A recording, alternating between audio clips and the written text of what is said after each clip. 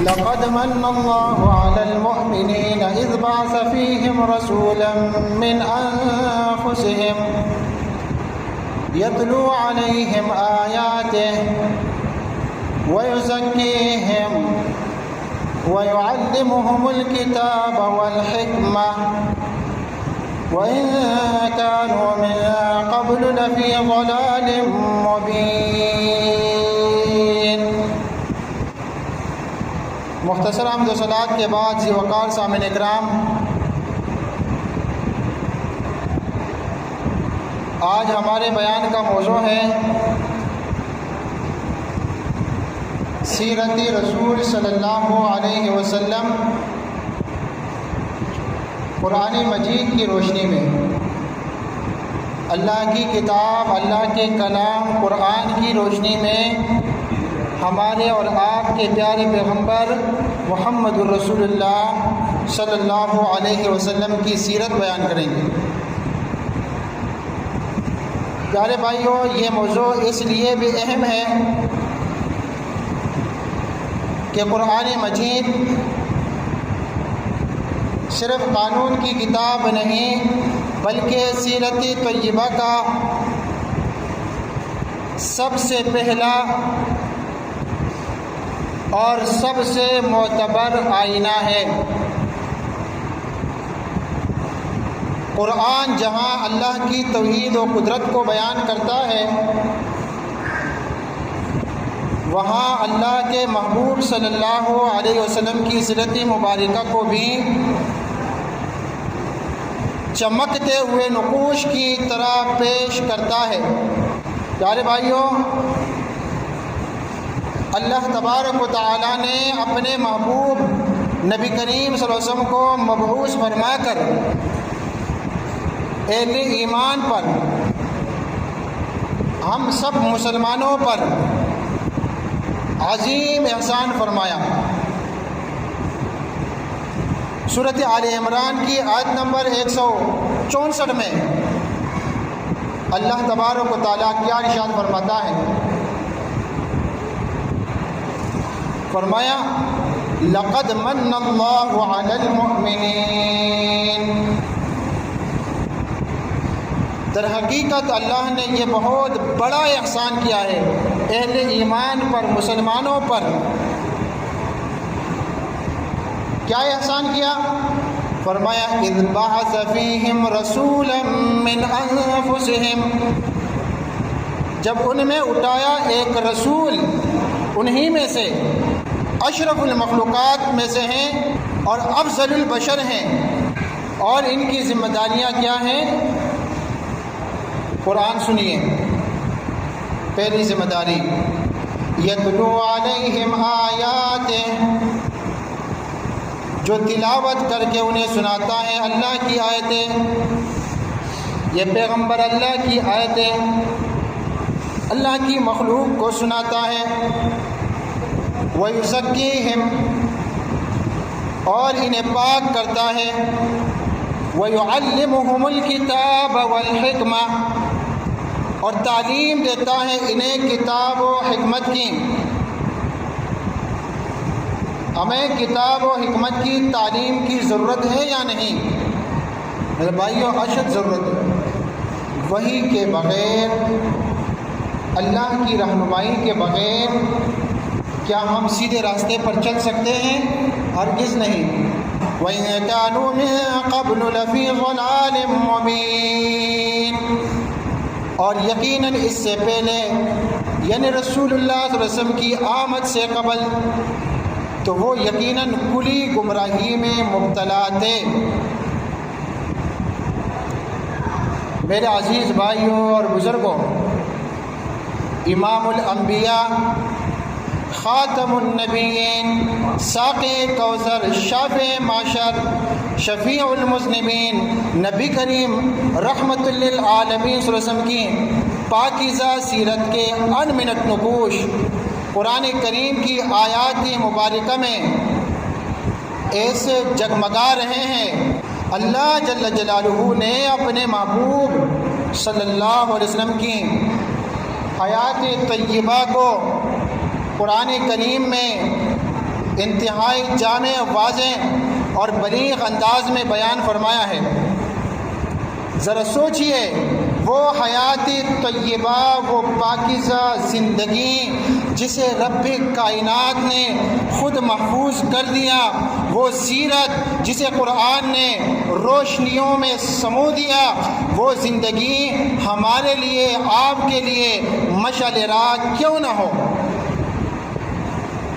دیوکار سامعین اکرام، اللہ سبحانہ و تعالی قرآن مجید فرقان حمید میں ارشاد فرما رہا ہے، لَقَدْ كَانَ لَكُمْ فِي رَسُولِ اللَّهِ أُسْوَةٌ حَسَنَةٌ، یقیناً تمہارے لیے رسول اللہ صلی اللہ علیہ وسلم کی زندگی میں بہترین نمونہ ہے، لِمَنْ كَانَ يَرْجُو اللَّهَ وَالْيَوْمَ الْآخِرَةَ، یہ اسوہ ہے اور اس شخص کے لیے جو اللہ سے ملاقات اور آخرت کی امید رکھتا ہو۔ قرآن کی آیت کا ترجمہ تمہیں سنا رہا ہوں۔ رسول اللہ صلی اللہ علیہ وسلم کی حیات طیبہ نمونہ ہے کس کے لیے؟ میرے بھائیوں، اللہ رب العالمین فرما رہا ہے، لمن کان یرجو اللہ والیوم الآخر، یہ اسوہ ہے ہر اس شخص کے لیے جو اللہ سے ملاقات اور آخرت کی امید رکھتا ہو۔ کیا ہم اللہ سے ملاقات نہیں کریں گے؟ ہم اس دنیا سے نہیں جائیں گے کبھی بھی؟ اسی ہجرت کالونی میں قیامت تک زندہ رہیں گے؟ ہمیں تو ایک سیکنڈ کا بھی پتہ نہیں ہے کہ اگلے پل کیا ہونے والا ہے۔ تو اگر اللہ سے ملاقات کی امید ہے تو تمہارے لیے بہترین نمونہ رسول اللہ صلی اللہ علیہ وسلم کی زندگی ہے، حیات طیبہ ہے۔ اور فرمایا وَذَكَرَ اللَّهَ كَثِيرًا، اور کثرت کے ساتھ اللہ کا جو ذکر کرتا ہو اس شخص کے لیے یہ بہترین نمونہ ہے۔ یہ قرآن مجید کی سورت نمبر 33 آیت نمبر 21، اس میں نبی کریم صلی اللہ علیہ وسلم کا اسوہ صرف اس شخص کے لیے ہے جو ان 3 شرائط کو پورا کرے۔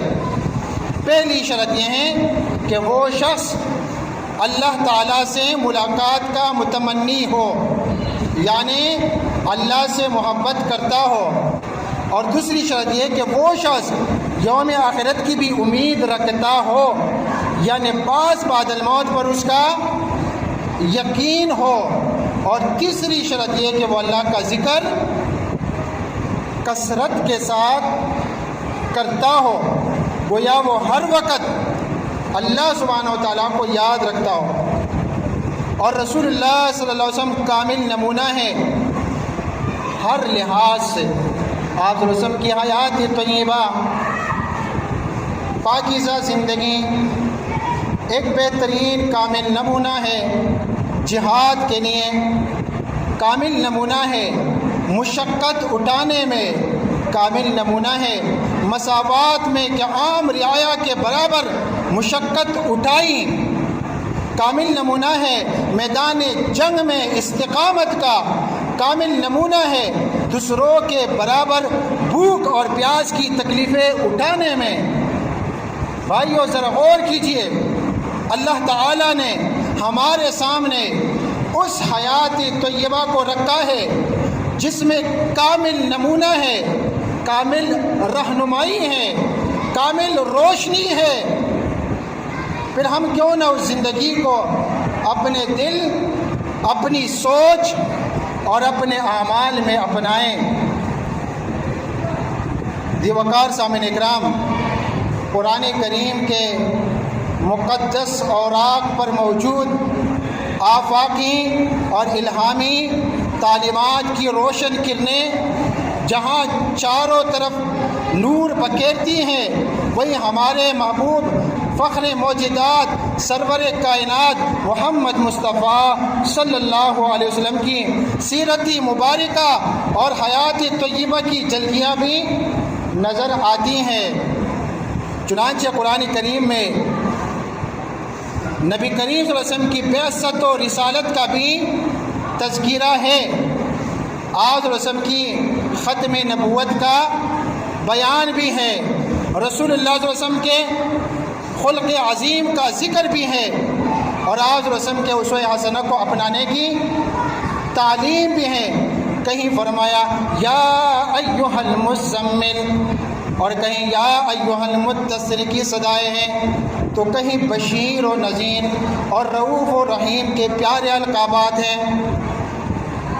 قرآن کریم کے مقدس اوراق میں کہیں رسالت مآب صلی اللہ علیہ وسلم سے مقام محمود کی عطا کا وعدہ کیا گیا ہے، کہیں آپ کو عطائے کوثر کی نوید سنائی گئی ہے، کہیں آپ صلی اللہ علیہ وسلم کو داعیا الی اللہ، یعنی اللہ کی طرف دعوت دینے والا فرمایا گیا، اور کہیں آپ صلی اللہ علیہ وسلم کو ہدایت کے روشن چراغ کے طور پر سراج منیرا سے تعبیر فرمایا گیا۔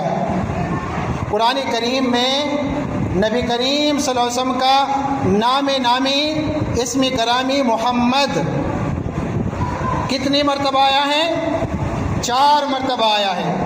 آپ لوگوں کو میں سیرت سنا رہا ہوں قرآن سے، اور آپ کا انداز بیٹھنا مجھے بھی عجیب لگ رہا ہے، آپ کو کوئی دلچسپی نہیں ہے رسول اللہ صلی اللہ علیہ وسلم کی سیرت سننے میں، اور وہ بھی خالص قرآن سے، اللہ کی کتاب سے سنا رہا ہوں۔ میرے بھائیوں، اللہ رب العالمین نے اپنی کتاب قرآن میں 4 مرتبہ ہمارے اور آپ کے پیارے پیغمبر محمد الرسول صلی اللہ علیہ وسلم کا نام لیا ہے۔ محمد سورۃ آل عمران میں، سورۃ الاحزاب میں، سورہ محمد میں اور سورۃ الفتح میں، اور آپ صلی اللہ علیہ وسلم کا اسم مبارک احمد سورۃ الصف میں ذکر ہوا ہے، اور سورۃ الانبیاء میں فرمایا گیا وَمَا أَرْسَلْنَاكَ إِلَّا رَحْمَةً لِّلْعَالَمِينَ، اور ہم نے آپ صلی اللہ علیہ وسلم کو نہیں بھیجا مگر تمام جہانوں کے لیے رحمت بنا کر۔ ہمارے اور آپ کے پیارے پیغمبر تمام جہانوں کے لیے اللہ رب العالمین کی رحمتیں۔ قرآن مجید سورت نمبر 12 آیت نمبر 107۔ بھائیوں، یہ ہے قرآن کا پیغام، یہ ہے رسول اکرم صلی اللہ علیہ وسلم کا مقام، اور یہ ہے وہ سیرت طیبہ جسے رب کائنات نے اپنے کلام میں ہمیشہ کے لیے محفوظ فرما دیا۔ اب سوال یہ ہے کہ ہم کیا اس سیرت کو اپنی زندگی کا چراغ بنائیں گے یا نہیں؟ وقار سامعین اکرام، اللہ تبارک و تعالیٰ نے اپنے محبوب نبی کریم صلی اللہ علیہ وسلم کے مقام و مرتبے کو قرآن مجید میں بار بار بیان فرمایا ہے۔ سورۃ القلم کی آیت نمبر 3 اور آیت نمبر 4 ملاحظہ فرمایا وَإِنَّ لَكَ لَأَجْرًا غَيْرَ مَمْنُونَ، اور یقیناً آپ کے لیے تو وہ اجر ہے جس کا سلسلہ کبھی منقطع نہیں ہوگا۔ اور آیت نمبر 4 ہے وَإِنَّكَ لَعَلَىٰ خُلُقٍ عَظِيمٍ، اور آپ صلی اللہ علیہ وسلم یقیناً اخلاق کے بلند ترین مرتبے پر فائز ہے۔ اور سورہ کوثر میں جہاں آپ صلی اللہ علیہ وسلم کو حوض کوثر کی عطا کی نوید سنائی گئی، وہی یہ اعلان بھی فرمایا گیا کہ آپ صلی اللہ علیہ وسلم کے دشمن بے نام و نشان ہو جائیں گے۔ اِنَّ شَانِئَكَ هُوَ الْأَبْتَرُ، یقیناً آپ صلی اللہ علیہ وسلم کا دشمن ہی جڑ کٹا ہوگا۔ یہ وقار سامعین اکرام، رب العزت نے یہاں اپنے محبوب صلی اللہ علیہ وسلم کے دشمنوں کو منہ توڑ جواب دیا کہ جب انہوں نے ہمارے اور آپ کے پیارے پیغمبر کو کیا کہا؟ ابتر کہا۔ ابتر کسے کہتے ہیں؟ یہ بطر سے ہے لفظ، اور اس کے معنی ہوتے ہیں کٹوتی۔ عربی میں آپ کہیں گے بطر، اردو میں ہے کٹوتی، کسی چیز کو کاٹ دینا یا منقطع کر دینا۔ اہل عرب دم کٹے جانور کو ابتر کہتے تھے، اور عرف عام میں ابتر ایسے شخص کو بولا جاتا تھا جس کی نرینہ اولاد نہ ہو اور جس کی نسل آگے نہ بڑھ سکے۔ وقار سامعین، مشرکین مکہ نے معاذ اللہ یہ لفظ ہمارے اور آپ کے پیارے نبی کریم صلی اللہ علیہ وسلم کے لیے استعمال کیا تھا۔ سامعین کرام، جب نبی کریم صلی اللہ علیہ وسلم کی اولاد میں سے قاسم اور پھر عبداللہ، جن کا لقب طیب اور طاہر ہے، کم عمری میں وفات پا گئے، تو اس موقع پر مشرکین نے، بغض و عناد رکھنے والے دشمنوں نے خوشیاں منائی اور تانے دینے لگے کہ نعوذ باللہ محمد کی نسل ختم ہو گئی۔ وہ بدبخت کہتے تھے ان کی اولاد میں بیٹیاں ہی بیٹیاں ہیں، لہٰذا ان کے بعد نہ ان کی نسل چلے گی، نہ کوئی نام لیوا باقی رہے گا۔ لیکن میرے بھائیوں سن لو، اللہ تعالی نے وہ عظیم اعلان فرما دیا جس نے قیامت تک دشمنان رسول کو رسوا کر دیا، تباہ کر دیا۔ ارشاد فرمایا ان شانئک هو الابتر، یقیناً آپ کا دشمن ہی ابتر ہے، آپ سے بغض رکھنے والا، حسد رکھنے والا ہی ابتر ہے، دم کٹا ہے۔ یعنی اے محبوب صلی اللہ علیہ وسلم، آپ کا ذکر تو ہم بلند کریں گے، آپ کا نام لیوا اربوں کربوں کی تعداد میں، بے شمار تعداد میں ہوں گے۔ آپ کی امت قیامت تک محمد صلی اللہ علیہ وسلم کا کلمہ پڑھنے والی ہوگی، لیکن آپ کے دشمن وہی ابتر ہوں گے، ان کا کوئی نام لینے والا باقی نہ رہے گا۔ آج 1400 سال ہو گئے، اس کے بعد بھی ہمارے اور آپ کے پیارے پیغمبر محمد الرسول اللہ صلی اللہ علیہ وسلم کا نام ہر دن، ہر لمحہ، ہر سیکنڈ، ہر اذان کے ساتھ دنیا کے کونے کونے میں بلند ہو رہا ہے، جبکہ دشمنان رسول کا ذکر تاریخ کے کچردان میں دفن ہو چکا ہے، غرق ہو چکا ہے۔ یہ ہے اللہ کا وعدہ اور یہ ہے رسول اللہ صلی اللہ علیہ وسلم کی سچی عظمت۔ اور سورہ مائدہ آیت نمبر 67 میں اللہ سبحانہ و تعالیٰ نے فرمایا واللہ یعصمک من الناس، اور اللہ آپ کی حفاظت کرے گا لوگوں سے، آپ کو لوگوں کے شر سے، سازشوں سے، باطل نظریات و عملیات سے، ان کے باطل جادو فادو سے خوف زدہ ہونے کی کوئی ضرورت نہیں ہے، ان سے ڈرنے کی کوئی ضرورت نہیں۔ یہود کہا کرتے تھے ہم میں بڑے بڑے جادوگر ہیں، ہم یہ کر لیں گے وہ کر لیں گے۔ اللہ سبحانہ و تعالیٰ نے اعلان کیا واللہ یعصمک من الناس، اللہ آپ کی حفاظت کرے گا لوگوں کے ہر قسم کے شر سے۔ اور پھر نبی کریم صلی اللہ علیہ وسلم سے استہزاء کرنے والوں کے مقابلے میں ارشاد فرمایا سورۃ الحجر کی آیت نمبر 95 انا کفیناک المستہزئین، یقیناً ہم آپ کی طرف سے کافی ہیں۔ ان استہزاء کرنے والوں سے نمٹنے کے لیے ہم ہی آپ کے لیے کافی ہیں۔ یہ لوگ آپ صلی اللہ علیہ وسلم کا بال بھی کا نہیں کر سکیں گے، یہ آپ کا مذاق اڑاتے ہیں۔ کبھی ساحر کہتے ہیں یعنی کہ جادوگر نعوذ باللہ، کبھی مسحور کہتے ہیں کہ اس پر جادو ہوا ہے نعوذ باللہ، کبھی مجنون کہتے ہیں، لیکن آپ ان کی پرواہ نہ کریں، پریشان نہ ہو، کیونکہ آپ کے لیے اللہ سبحانہ و تعالیٰ کافی ہے۔ انا کفیناک المستہزئین، بے شک ہم تجھے مذاق اڑانے والوں کے مقابلے میں کافی ہیں۔ اللہ تعالیٰ کا اپنے رسول صلی اللہ علیہ وسلم سے یہ وعدہ ہے کہ تمسخر اڑانے والے آپ کا کچھ نہیں بگاڑ سکتے، ان کے مقابلے میں اللہ تعالیٰ آپ کے لیے کافی ہے۔ میرے بھائیوں، جو میرا موضوع تھا وہ یہ کہ ہمارے اور آپ کے پیارے پیغمبر محمد الرسول اللہ صلی اللہ علیہ وسلم کا مقام سیرت قرآن کی روشنی میں، اللہ کی کتاب کی روشنی میں اور قرآن کے ہر پارے میں رسول اللہ صلی اللہ علیہ وسلم کی سیرت کا ذکر ہوا ہے، تو لہٰذا یہ موضوع انتہائی طویل ہے، اس پر اکتفا کرتے ہیں۔ اللہ رب العالمین ہم سب کو سمجھنے اور عمل کی توفیق عطا فرمائیں۔ اللہ رب العالمین ہمیں، آپ کو، ہمارے نوجوانوں کو رسول اللہ صلی اللہ علیہ وسلم کی سیرت طیبہ کے مطابق اور آپ صلی اللہ علیہ وسلم کی سچی اتباع کرنے کی توفیق عطا فرمائیں، اور اللہ رب العالمین ہم سے راضی ہو جائے۔ اللہ رب العالمین ہمیں مسجد آباد کرنے والا بنائیں، ہمیں اپنے دین کی خدمت کرنے والا بنائیں۔ جیسا کہ میرے بھائیوں آپ جانتے ہیں مسجد کے ساتھ تعاون کرنا ہم سب کی ذمہ داری ہے۔ نہ یہ میری ذمہ داری ہے، نہ امام کی ذمہ داری ہے، ہم سب کی ذمہ داری ہے۔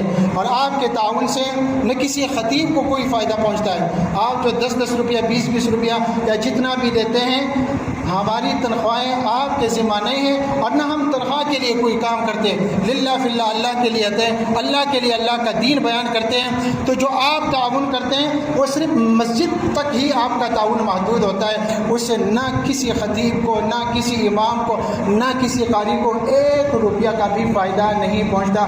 آپ للہ فی اللہ تعاون کرتے ہیں، تو لہٰذا تعاون کرنے میں کوئی کنجوسی سے کام نہ لیں، للہ فی اللہ تعاون کیا کریں۔ نہ آپ کے ذمہ امام کی تنخواہ ہے، نہ خطیب کی تنخواہ ہے، نہ کسی قاری کی تنخواہ ہے، جو بھی دوسرا آتا ہے جو بیان کرتا ہے للہ فی اللہ کرتا ہے، تو آپ کا جو تعاون ہوتا ہے صرف اللہ کی رضا کے لیے ہوتا ہے اور صرف مسجد تک ہی محدود ہوتا ہے۔ تو اس وضاحت کا مطلب یہ بھی ہے کہ اگر کوئی آپ سے کہے کہ بھائی اس مسجد کا امام ہے یا خطیب ہے یا فلاں ہے اس کے لیے ہم تنخواہ کا بندوبست کر دیں، نہیں میرے بھائی، آپ کے ذمہ کوئی تنخواہ ونخواہ کوئی نہیں ہے۔ آپ جو تعاون کرتے ہیں مسجد کے ساتھ کرتے ہیں، للہ فی اللہ کرتے ہیں، آپ کی ذمہ داری یہ ہے، ہماری بھی ذمہ داری ہے، ہم سب کی ذمہ داری ہے۔ تو انشاءاللہ العزیز نماز جمعہ کے بعد دل کھول کر تعاون کریں گے للہ فی اللہ، اور اس کے لیے خرچ کریں، نہ کہ مدارس سے مساجد سے فائدہ اٹھائے، نہیں، ہم فائدہ دینے والے بن جائیں، ہم فائدہ دینے والے بن جائیں، لینے والے نہ بن جائیں۔ اللہ رب العالمین ہمیں سمجھنے اور عمل کی توفیق عطا فرمائیں، آمین۔ واخر دعوانا الحمدللہ۔